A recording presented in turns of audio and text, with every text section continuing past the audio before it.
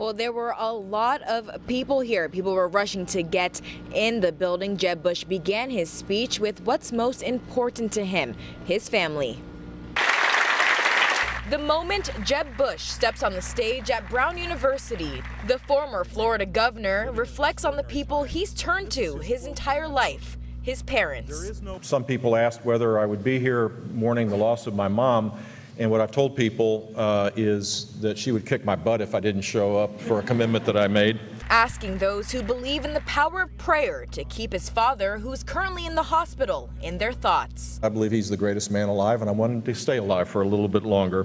He tells students the world is a reflection of what we're willing to accept, and he knows people aren't happy with the divide that exists. But one of the last things that we need to do is to restore and change at least the toxic political environment that exists in our country.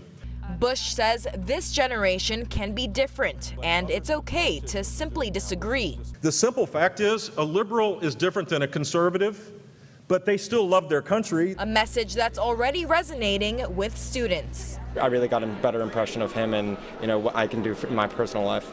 I thought he was more charismatic than I expected. I hope you rise up and stand on principle that decency and honor and consensus orientation is not a sign of weakness, it's a sign of American strength.